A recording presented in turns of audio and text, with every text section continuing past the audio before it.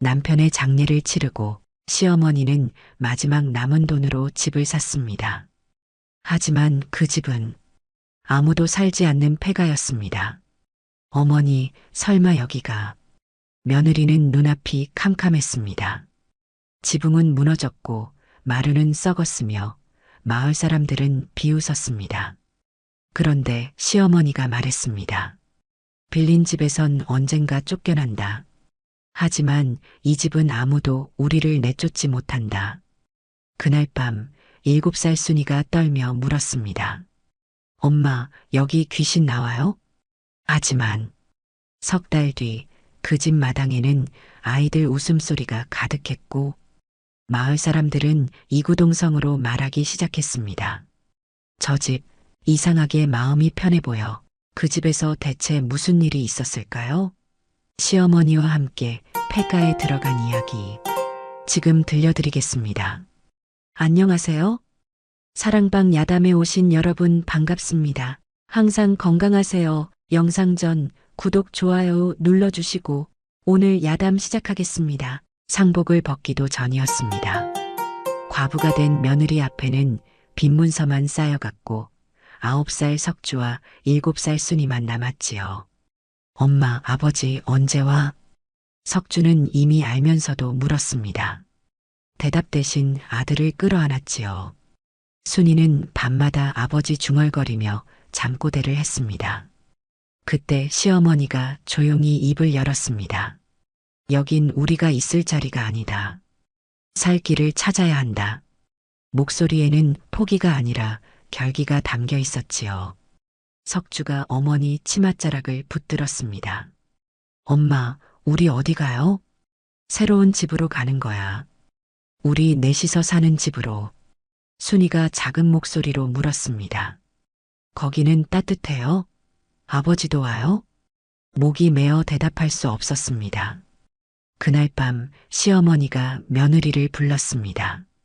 어른이 먼저 주저앉으면 아이는 어른이 되어버린다. 내가 그렇게 살았다. 그제야 깨달았지요.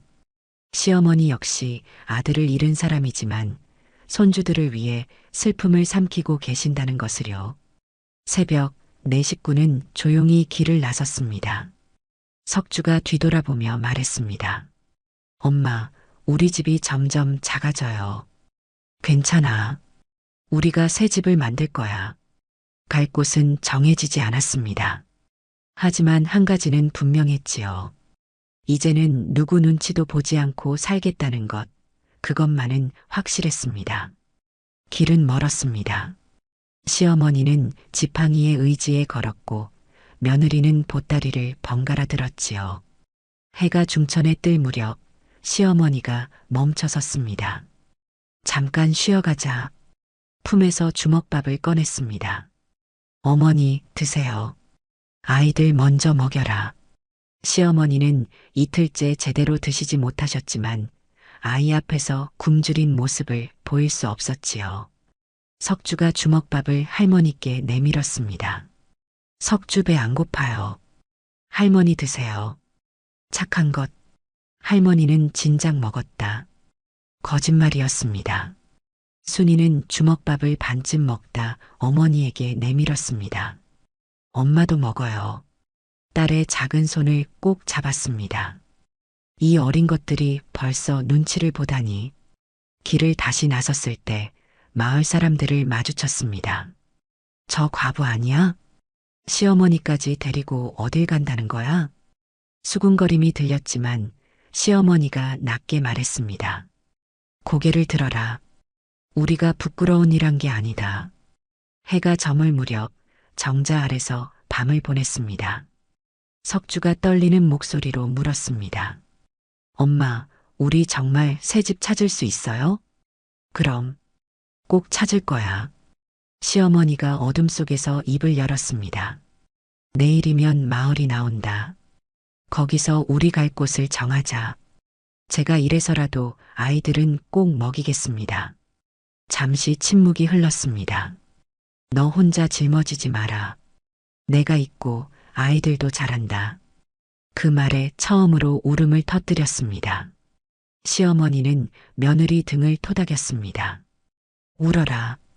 오늘만은 울어도 된다. 소리 없이 흐느꼈습니다. 시어머니는 하늘을 올려다보았습니다. 별이 총총했습니다. 아들아, 내 자식들은 내가 지킨다. 며느리도 내가 지킨다. 새벽녘 석주가 먼저 깼습니다. 할머니는 벌써 깨어 앉아 계셨지요. 할머니, 우리 정말 집 찾을 수 있죠? 그럼 집은 찾는 게 아니라 만드는 거다. 해가 떠올랐습니다. 석주가 앞서 걸으며 외쳤습니다. 엄마, 저 앞에 마을이 보여요. 저기다. 저기서 우리 살 곳을 찾는다. 이제 더 이상 물러설 곳은 없었습니다. 앞으로 나아갈 수밖에 없었지요. 마을에 들어서자 시어머니는 골목 끝으로 향했습니다. 불안한 마음으로 뒤따랐지요. 시어머니가 멈춰 선 곳에는 낡은 집 한 채가 서 있었습니다. 아니, 집이라 부르기 민망한 폐가였지요. 지붕은 한쪽이 내려앉았고 마루는 썩어 구멍이 뚫렸으며 마당에는 자풀이 무릎까지 자라 있었습니다. 어머니, 설마 여기가... 순이는 울음을 터뜨렸습니다. 엄마, 무서워요. 귀신 나올 것 같아요. 그때 시어머니가 품에서 보자기를 꺼냈습니다. 동전 몇 잎이 손바닥 위로 쏟아졌지요. 이 집 내가 샀다. 귀를 의심했습니다. 내 서방 장례 치르고 남은 돈으로 샀다. 그제야 깨달았습니다. 시어머니가 장례 뒤에도 끼니를 거르시던 이유를요. 어머니, 하지만 이 집은... 시어머니가 말을 끊었습니다. 빌리면 언젠가는 쫓겨난다. 친척집 헛간에서 눈치 보며 사느니, 남의 마당에서 구박받으며 사느니 여긴 비록 허물어졌어도 우리 것이 될 수 있는 집이다. 말문이 막혔습니다. 집은 고치면 된다. 나무를 다시 대면 되고 지붕을 덮으면 되지. 시어머니가 며느리를 똑바로 바라보았습니다. 하지만 사람 마음은 한번 쫓겨나면 먼저 부서진다. 다시는 일어서지 못하지. 가슴이 뜨거워졌습니다. 시어머니는 손주들을 향해 손짓했습니다. 석주야, 순아, 이리 오너라. 여기가 우리 집이다.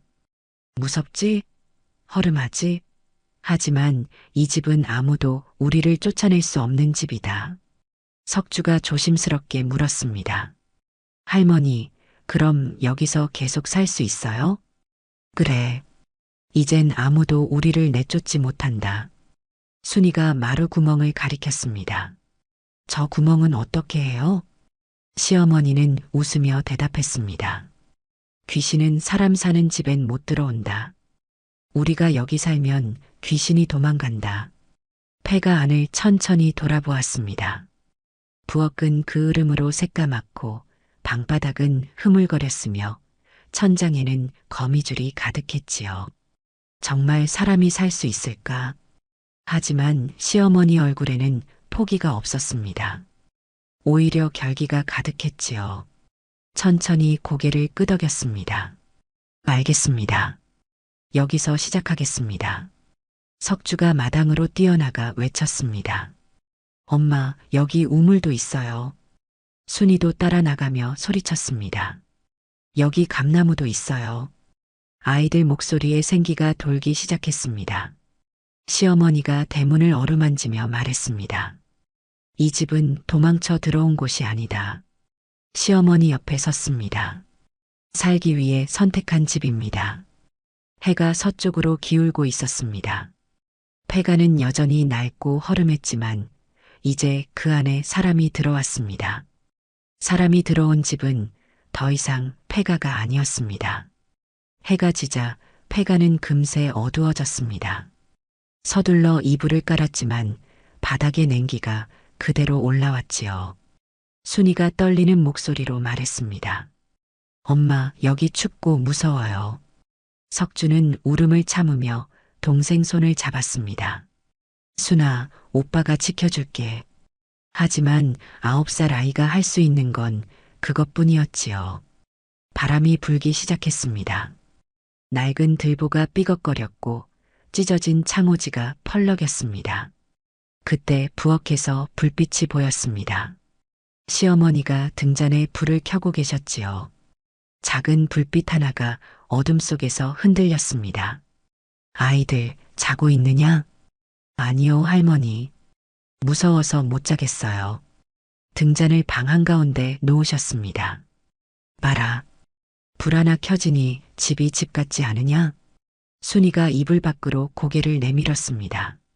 할머니도 무서우세요? 그럼. 처음 오는 집인데 어찌 안 무섭겠느냐? 의외였습니다.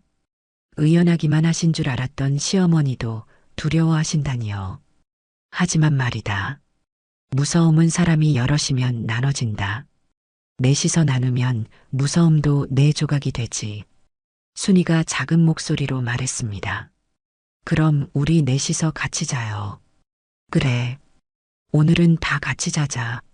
밤은 깊어갔습니다. 바람소리가 계속 들렸지만 네 사람은 서로 곁에 있었습니다. 한참 뒤 순이가 잠들었습니다. 작은 코 고는 소리가 들렸지요. 조심스럽게 물었습니다. 어머니, 제가 이 집을 정말 살릴 수 있을까요? 혼자는 못한다. 하지만 우리 넷이 하면 되지. 코끝이 찡해졌습니다. 어머니, 저는 아무것도 할 줄 아는 게 없어요. 시어머니가 며느리 손을 잡았습니다. 내가 할 줄 아는 게 하나 있다. 버티는 것. 그게 제일 어려운 일이다. 밤 공기는 차가웠습니다. 하지만 네 사람이 모여있는 그곳만큼은 조금 따뜻했지요. 시어머니가 조용히 말씀하셨습니다. 사람이 살면 집도 숨을 쉰다. 아이들 잠든 얼굴을 바라보았습니다. 등불이 깜빡였습니다. 바람에 흔들렸지만 꺼지지 않았습니다. 이 불을 끄지 말자. 이 집에 사람이 살고 있다는 걸 보여주자. 새벽녘 첫 닭 울음소리가 들렸습니다. 첫날 밤이 지나갔습니다. 가장 무서웠던 건 바람도 어둠도 아니었습니다. 아무도 말하지 않는 침묵, 각자 가슴속에 담아둔 두려움이었지요. 하지만 네 사람은 그 침묵을 함께 견뎌냈습니다. 말없이 서로 곁에 있어주는 것만으로도 밤을 이겨낼 수 있었습니다. 새벽닭이 울기도 전 바스락 소리에 눈을 떴습니다. 마당에서 시어머니가 빗자루를 들고 마당을 쓸고 계셨지요. 어머니, 왜 이렇게 일찍 일어나셨어요? 집은 아침부터 사람이 만져줘야 산다. 마음이 뭉클했습니다. 밤새 제대로 주무시지도 못하셨을 텐데 벌써 일을 시작하고 계셨던 겁니다. 해가 떠오르자 시어머니는 부엌을 닦기 시작하셨습니다. 옆에서 함께 닦았지요. 일은 쉬면서 하는 게 아니다. 하다 보면 몸이 따라온다. 두 사람은 말없이 부엌을 닦았습니다. 때가 묻어 새까맸던 벽이 조금씩 본래 색을 드러냈지요. 석주가 일어나 마당으로 나왔습니다. 할머니, 저도 도와줄래요. 9살 아이는 작은 돌멩이를 주워 담장 옆에 쌓기 시작했습니다. 잘한다. 돌 하나씩 쌓으면 담도 다시 선다. 순이도 깨어나와 작은 돌들을 주었습니다. 네 사람은 각자 할 수 있는 일을 했습니다. 해가 중천에 떴을 때 시어머니는 깨진 장독 앞에 앉으셨습니다. 흙을 파서 금이 간 곳에 메우기 시작하셨지요. 어머니, 저건 깨진 건데 고쳐집니까? 완전히는 못 고쳐도 쓸 수는 있다. 버리기엔 아깝지 않으냐? 가슴속이 저며왔습니다. 깨진 장독 같은 이 집도 깨진 항아리 같은 이 가족도 버리지 않고 고쳐 쓰시겠다는 뜻이었지요. 함께하자. 혼자 하면 힘들어도 둘이 하면 반이다. 두 사람은 나란히 앉아 장독을 손질했습니다. 석주가 우물로 달려갔습니다. 할머니, 우물에 물 나와요. 그 물로 마당에 뿌려라. 먼지가 가라앉는다. 석주는 열심히 물을 길어 마당에 뿌렸습니다. 해가 기울 무렵 시어머니는 지붕으로 올라가셨습니다. 어머니, 위험해요. 나는 가벼우니 지붕에 올라도 괜찮다. 조심스럽게 볏짚을 빈 곳에 얹으셨지요. 해가 넘어갈 무렵 네 사람은 모두 땀으로 흠뻑 젖어 있었습니다. 시어머니는 마당을 둘러보셨습니다. 아침과는 달라져 있었습니다. 자풀이 정리되고 마당이 깨끗해졌으며 담장 일부가 다시 쌓였고 지붕 빈 곳이 막혔지요. 집을 둘러보았습니다. 정말 달라졌다. 가슴속에서 무언가가 움직였습니다. 원망이 아니라 희망이었습니다. 오늘 하루 수고했다. 순이가 할머니 곁으로 다가갔습니다. 할머니, 우리 집 이제 좀 나아진 것 같아요. 그래. 하루하루 나아진다. 사람 손이 닿으면 집도 살아난다. 그날 밤 잠들기 전에 생각했습니다. 시어머니 손이 이 집을 살리고 계신다. 그리고 저도 아이들도 함께하고 있다. 처음으로 이 집에서 살아갈 수 있다는 확신이 들었습니다. 사흘째 되던 날 장터로 나갔습니다. 집에 남은 양식이 떨어지고 있었기 때문입니다. 장터 빨래터에서 한 아낙이 빨래를 하고 있었습니다. 저 혹시 빨래 좀 도와드릴까요? 아낙은 며느리를 훑어보았습니다. 누군데? 낯선 사람인데. 마을 끝에 사는 사람입니다. 일 좀 거들어드리면 양식을 조금 얻을 수 있을까 해서요. 아낙은 잠시 망설이다 입을 열었습니다. 그래. 손이 야무지면 품삯 줄게. 빨래에 달려들었습니다. 찬물에 손이 얼었지만 옷 한 벌 한 벌이 아이들 밥 한 끼였지요. 해가 중천에 떴을 때 아낙이 놀란 얼굴로 말했습니다. 손이 빠르네. 가져가. 내일도 올 수 있어? 쌀 한 대를 받아들며 허리를 굽혔습니다. 해가 기울 무렵 집으로 돌아왔습니다.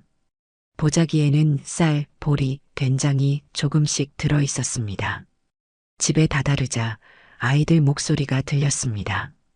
하나, 둘, 셋, 넷. 마루에서 시어머니가 아이들에게 숫자를 가르치고 계셨습니다. 눈가가 젖었습니다. 시어머니는 아이들을 그저 돌보는 게 아니라 가르치고 계셨던 겁니다.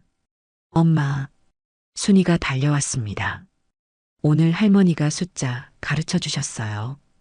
바로 부엌으로 갔습니다. 솥에 불을 지피고 쌀과 보리를 섞어 밥을 지었지요. 한참을 기다리자 밥이 끓는 소리가 들렸습니다. 보글보글, 보글보글. 조금 더 기다리자 밥 냄새가 피어오르기 시작했습니다.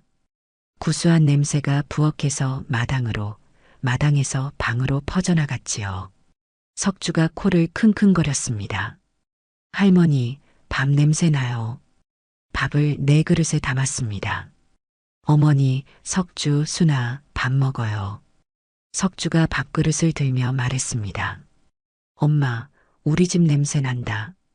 숟가락을 든 손이 멈췄습니다. 집 냄새? 응. 할머니 집에 갔을 때 나던 냄새요.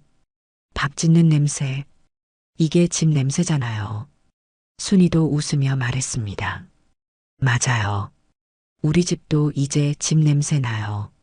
목이 메었습니다. 이 아이들에게 집이란 건물이 아니라 밥 냄새였던 겁니다. 밥을 지어주는 사람이 있고 함께 밥을 먹는 가족이 있는 곳이 바로 집이었지요. 시어머니가 밥을 한 숟가락 드시고 나서 말씀하셨습니다.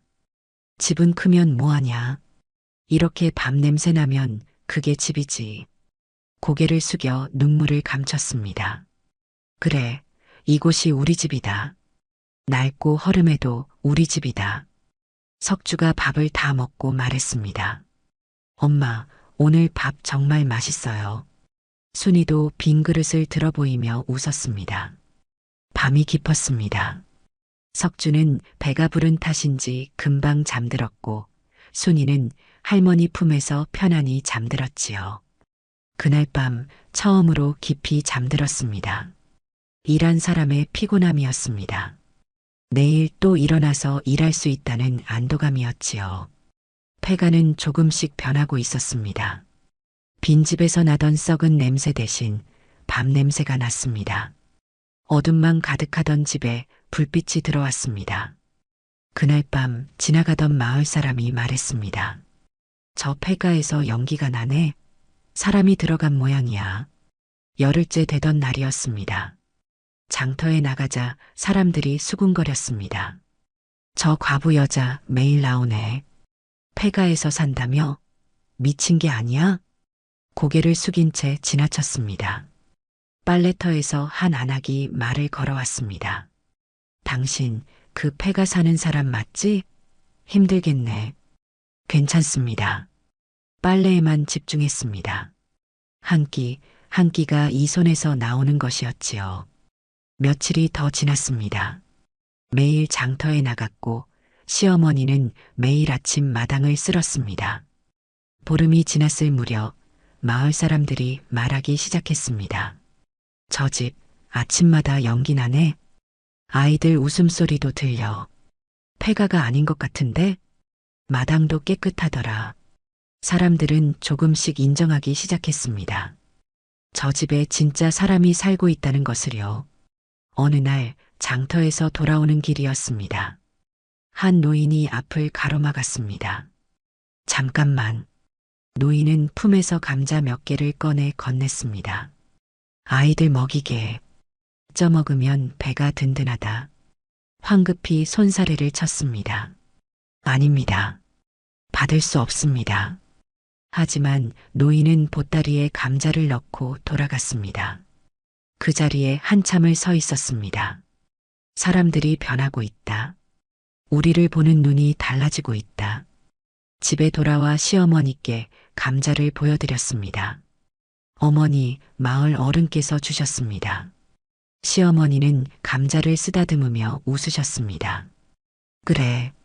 사람들이 우릴 보기 시작했구나.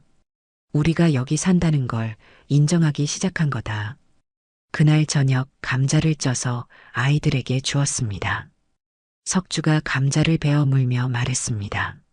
엄마, 이거 맛있어요. 순이가 눈을 반짝이며 물었습니다. 우리 주신 거예요? 정말요? 그래. 우리 생각해서 주신 거야. 아이들은 감자를 맛있게 먹었습니다. 밤이 깊었습니다. 시어머니께 여쭈었습니다. 어머니, 사람들이 우릴 받아들이고 있는 건가요? 그래. 조금씩 우리가 도망치지 않고 버텼으니까. 창밖을 바라보았습니다. 달이 밝았습니다. 폐가의 지붕 위로 달빛이 쏟아지고 있었습니다. 이 집은 더 이상 폐가가 아니었습니다. 사람이 사는 집이었고 마을 사람들도 그걸 인정하기 시작했지요. 그날 시어머니는 기침을 심하게 하셨습니다. 걱정스러운 마음으로 물을 떠다 드렸습니다. 어머니, 오늘은 쉬세요. 물을 마시고 나서 며느리를 불렀습니다. 아이들이 마당 청소를 하는 동안 부엌에서 생강차를 달였습니다. 따뜻한 차 한 사발을 들고 시어머니 방으로 돌아갔습니다. 어머니, 이거 드세요. 차를 받아들고 한 모금 마셨습니다. 시어머니 곁에 앉아 등을 토닥여 드렸습니다. 한참 뒤 시어머니가 입을 여셨습니다. 며느리야, 나도 저런 집에서 살던 적이 있었다. 깜짝 놀라 시어머니를 바라보았습니다. 내 서방 어릴 적의 말이다. 내 나이 26대였지. 숨을 죽이고 들었습니다. 시아버지가 병으로 쓰러지셨다. 농사도 못 짓고 빚만 쌓여갔지. 시댁 식구들이 우릴 내쫓았다. 쓸모없는 식구라고. 가슴이 철렁 내려앉았습니다. 그때 내 서방은 겨우 5살이었다. 업고 나왔지. 상상도 할 수 없었습니다. 어디로 가셨습니까? 남의 헛간. 주인이 불쌍히 여겨 한 구석을 내주더구나. 3년을 그곳에서 살았다. 아무 말도 할 수 없었습니다. 매일 아침 헛간 문을 열면 주인 집 식구들이 우릴 쳐다봤다. 그 눈빛이 제일 무서웠다. 동정도 경멸도 아니었다. 그냥 귀찮다는 눈빛이었지. 시어머니 손을 꼭 잡았습니다. 그때 내가 다짐했다. 언젠가는 내 집을 갖겠다고. 남 눈치 보지 않는 집을. 이제야 이해했습니다. 시어머니가 왜 이 폐가를 샀는지를요. 그래서 이 집을. 그래. 남 눈치 보며 사느니 차라리 무너진 집이라도 내 집이 낫다. 눈물을 참을 수 없었습니다. 시어머니가 눈물을 닦아주셨습니다. 울지 마라. 다 지난 일이다.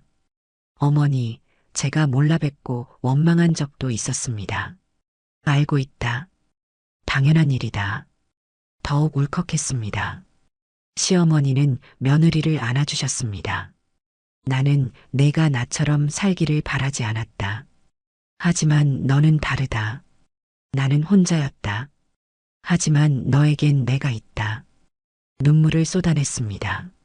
시어머니는 며느리를 꼭 안고 말없이 등을 토닥여 주셨습니다. 혼자 견디는 게 제일 힘들다. 하지만 둘이면 버틸 수 있다. 시어머니 품에서 한참을 울었습니다. 참았던 서러움, 두려움, 외로움이 모두 쏟아져 나왔지요. 한참 뒤 고개를 들었습니다. 어머니는 그때 어떻게 견디셨습니까? 내 서방을 보며 견뎠다. 저 아이만큼은 살려야 한다고. 자신도 똑같다는 것을 깨달았습니다. 석주와 순이를 보며 버티고 있었으니까요. 나는 결국 내 집을 얻었다. 내 시아버지가 일어서셨고 작은 집이지만 장만했지. 내가 시집온 그 집이다. 그제야 이해했습니다. 그 작은 집이 시어머니에게 얼마나 소중했을지를요. 그런데 그 집을 떠나셨잖아요. 내 서방이 죽고 빚이 생기고 다시 시작이었지. 하지만 이번엔 너와 손주들이 있다. 혼자가 아니다. 시어머니 손을 꼭 잡았습니다. 저도 어머니가 계셔서 버틸 수 있습니다. 그래. 우리 함께 버티자. 밖에서 아이들 목소리가 들렸습니다. 엄마, 마당 다 쓸었어요. 그날 밤 아이들이 잠든 뒤 시어머니 곁에 앉았습니다. 어머니, 오늘 말씀해 주셔서 감사합니다. 왜 고맙다는 거냐? 어머니를 이해하게 되어서요.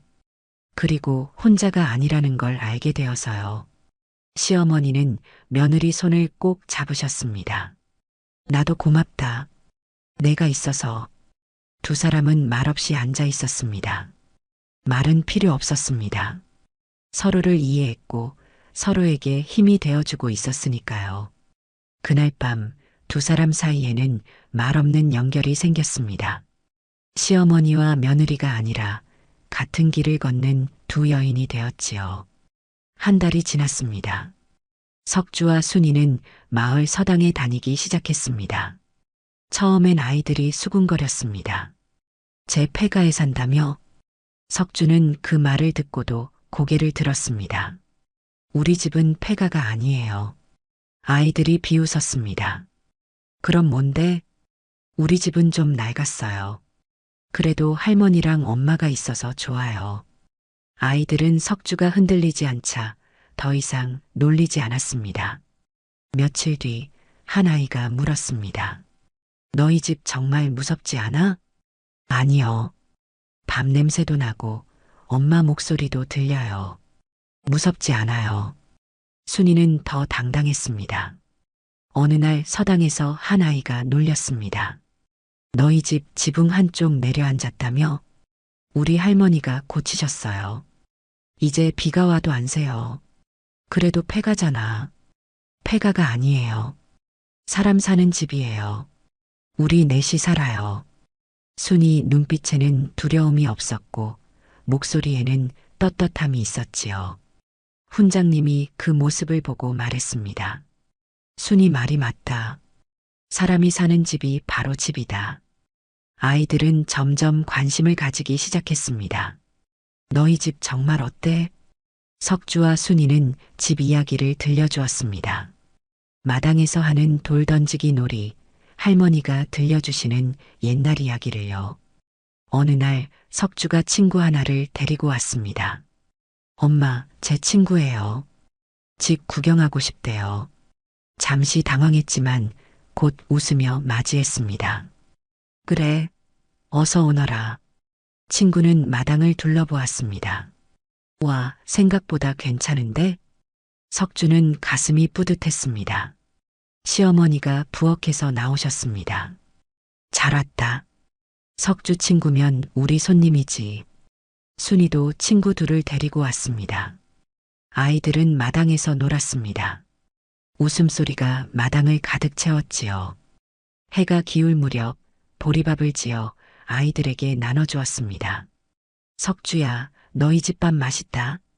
석주는 부끄러우면서도 자랑스러웠습니다. 아이들이 돌아갈 때 한 아이가 말했습니다. 석주야, 다음에 또 와도 돼? 그럼 언제든지 와. 아이들이 돌아간 뒤 시어머니께 여쭈었습니다. 어머니, 아이들이 친구를 자꾸 데려오면 어떻게 해요? 시어머니는 웃으셨습니다. 괜찮다. 그게 더 좋다. 아이들이 드나들면 이 집은 더 이상 폐가가 아니다. 사람들이 인정하게 되지. 그제야 이해했습니다. 아이들이 이 집의 울타리가 되어주고 있었던 겁니다. 그날 밤 석주가 말했습니다. 엄마, 오늘 친구들이 우리 집 좋다고 했어요. 처음엔 창피했는데 이제는 자랑스러워요. 순이도 끼어들었습니다. 나도요. 우리 집이 제일 좋아요. 두 아이를 꼭 안았습니다. 아이들이 이 집을 부끄러워하지 않는다는 것, 오히려 자랑스러워한다는 것이 얼마나 감사한지 몰랐습니다. 며칠 뒤 마을 사람들이 말하기 시작했습니다. 저 집에 아이들이 자주 드나들더라. 우리 애가 그러는데 거기서 노는 게 재미있대. 폐가가 아닌 것 같은데? 한 안악이 말했습니다. 우리 애가 자꾸 내 집에 가고 싶어 해. 뭘 그렇게 잘 놀아주나? 부끄럽게 웃었습니다. 특별한 건 없습니다.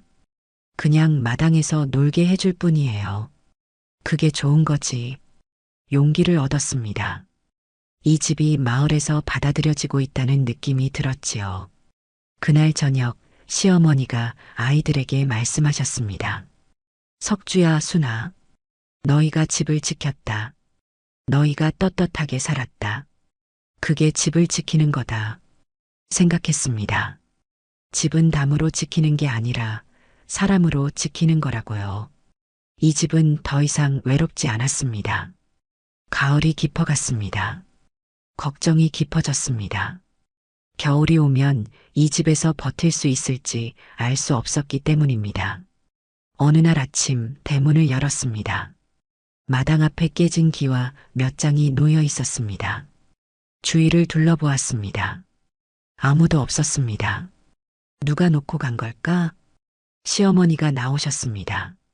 누군가 두고 간 모양이구나. 이튿날 아침 못이 박힌 낡은 널빤지 몇 개가 놓여 있었습니다. 석주가 먼저 발견했습니다.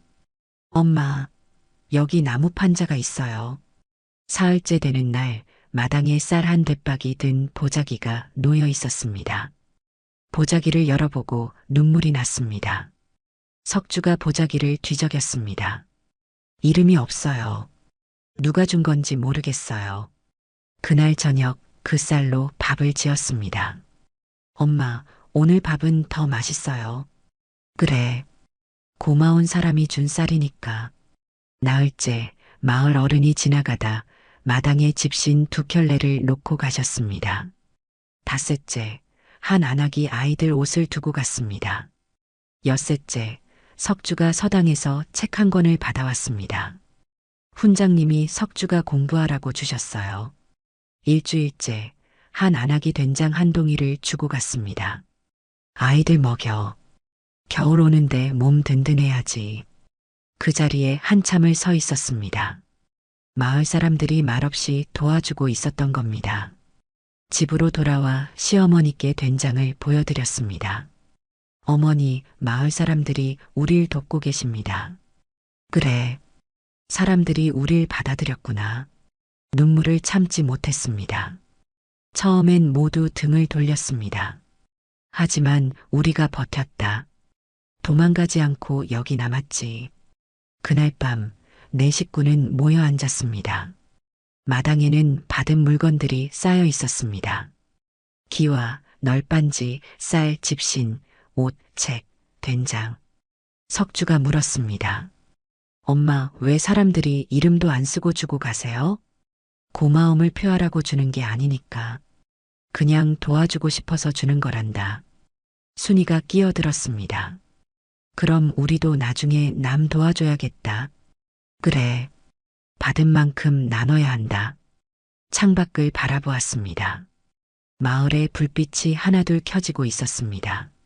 시어머니가 말씀하셨습니다. 사람들은 지켜본다. 우리가 진짜로 살려고 하는지 아니면 금방 포기할지.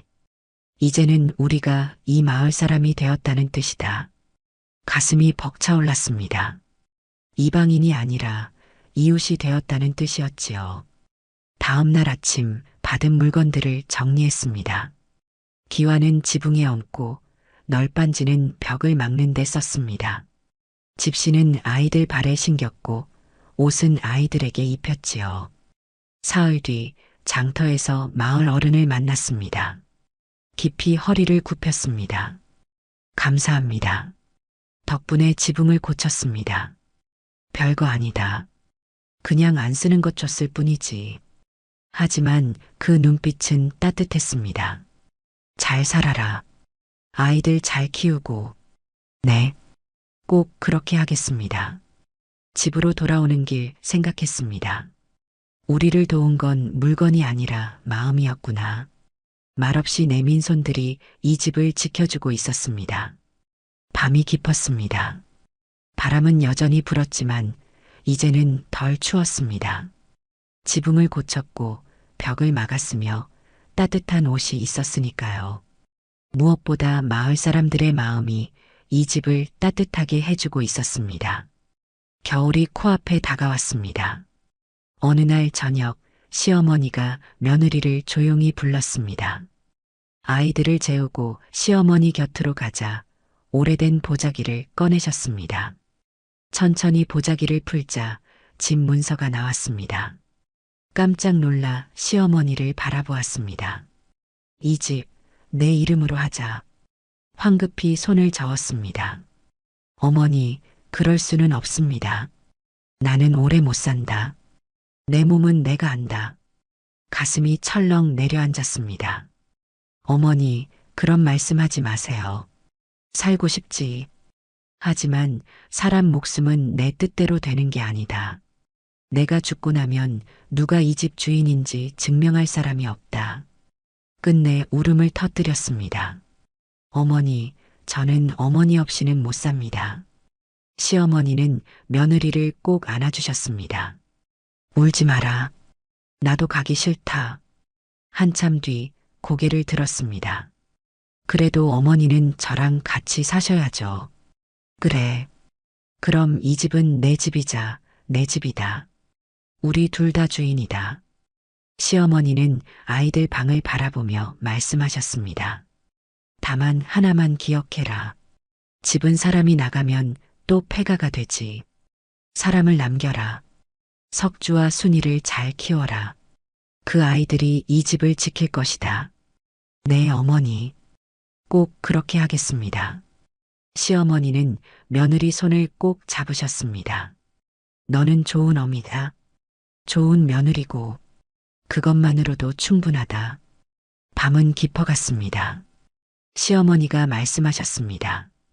이 집에 처음 왔을 때가 생각나느냐? 네. 무너진 지붕, 썩은 마루 무서웠습니다. 나도 무서웠다. 하지만 갈 곳이 없었지. 하지만 어머니는 포기하지 않으셨습니다.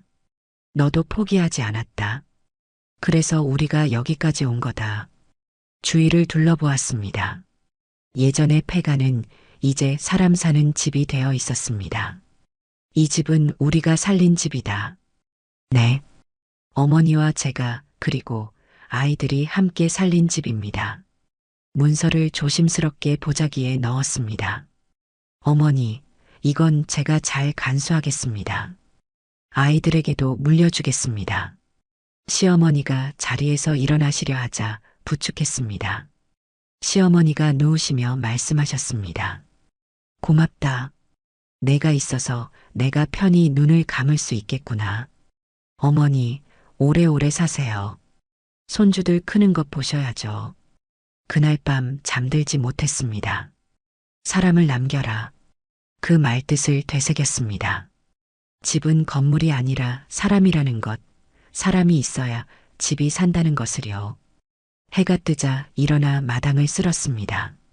시어머니가 매일 아침 하시던 일이었지요. 석주와 순이도 일어나 마당으로 나왔습니다. 할머니, 요즘 많이 피곤해 보이세요. 그래. 할머니 나이가 드셔서 그래. 우리가 더 잘해드려야 한다. 그날 저녁 시어머니는 두 손주를 보며 만족스러워 하셨습니다. 밤이 깊었습니다. 시어머니는 마루에 앉아 하늘을 올려다보셨습니다. 별이 총총했습니다. 이 집에서의 시간이 행복했다. 시어머니 손을 잡았습니다. 저도 그렇습니다, 어머니. 고맙다. 내가 있어서 이 집이 집이 되었다. 두 사람은 서로를 바라보며 웃었습니다. 말은 필요 없었습니다. 그날 밤 두 여인이 별빛 아래 앉아 있었습니다.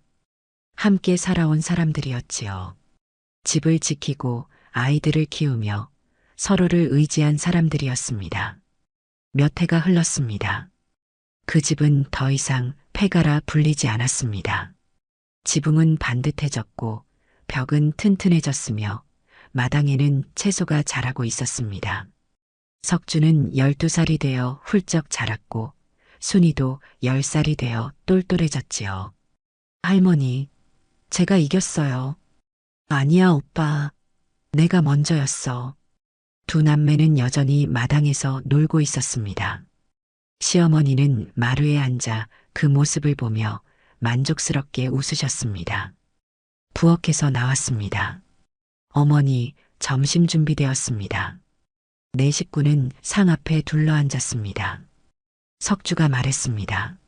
엄마, 오늘 훈장님이 칭찬하셨어요. 잘했다. 할머니가 기초를 잘 가르쳐 주셨으니까. 순이도 자랑했습니다. 저도 오늘 바느질 배웠어요. 해가 중천에 떴을 때 마을 사람이 찾아왔습니다. 이 집 참 좋아졌네요. 부끄럽게 웃었습니다. 크지도 않고 새 것도 아닌데 가면 마음이 놓여요. 마음이 뭉클했습니다. 마을 사람은 김장김치를 건넸습니다. 이웃끼리 나누는 거죠. 예전에는 손가락질 받던 집이었는데 이제는 이웃이 음식을 나누러 오는 집이 되었습니다. 오후가 되자 아이들 친구들이 놀러 왔습니다. 아이들은 마당에서 뛰어놀았습니다. 웃음소리가 마당을 가득 채웠지요. 시어머니 옆에 앉았습니다. 어머니, 저희 집이 이렇게 될 줄 아셨습니까? 알았다기보다 바랐지. 폐가를 샀을 때 이 집이 다시 살아날 수 있을지 확신할 수 없었다. 저도 그랬습니다. 처음엔 두렵기만 했어요. 하지만 우리가 해냈다. 시어머니가 아이들을 보며 말씀하셨습니다. 저 아이들을 보니 뿌듯하구나. 저 아이들이 이렇게 잘 자란 건 내가 잘 키웠다. 어머니 없었으면 저는 버티지 못했을 겁니다. 우리가 함께였기에 가능한 일이었다. 해가 기울기 시작했습니다. 마을 어른이 지나가다 멈춰 섰습니다. 저 집 참 좋다. 늘 아이들 웃음소리가 들리니까. 맞아. 처음엔 폐가였는데 이제는 마을에서 제일 활기찬 집이야. 저녁상을 차렸습니다. 석주야, 순아, 밥 먹어라. 네 식구는 상 앞에 둘러앉았습니다. 시어머니가 주위를 둘러보며 말씀하셨습니다. 잘 살았다. 우리가 잘 살았다는 뜻이다. 이 집에서의 시간이 행복했다. 석주가 할머니 손을 잡았습니다. 할머니, 저도 행복해요. 순이도 끼어들었습니다. 저도요. 우리 집이 제일 좋아요. 밤이 되었습니다. 시어머니가 하늘을 올려다보며 말씀하셨습니다. 별이 많구나. 이 집 처음 왔을 때 생각나느냐? 네. 무너진 집에서 첫날 밤을 보냈을 때요. 무서웠지? 나도 너 때문에 버텼다. 시어머니가 집을 둘러보며 말씀하셨습니다. 이 집은 사람이 살려냈다. 우리가 함께 살려냈지. 사람이 남았기 때문이다. 그 말뜻을 곱씹었습니다. 집은 돌과 나무로 만들지만 사람이 없으면 죽는다. 그래. 우리가 여기 남았다. 그래서 이 집이 살았다. 마당에 혼자 앉아 집을 바라보았습니다. 낡았지만 단단한 집, 허름하지만 따뜻한 집이었습니다. 무엇보다 사람이 사는 집이었지요. 처음 이 집에 왔을 때가 떠올랐습니다. 무너진 지붕, 썩은 마루, 끊임없는 두려움. 하지만 시어머니와 함께, 아이들과 함께 버텼습니다.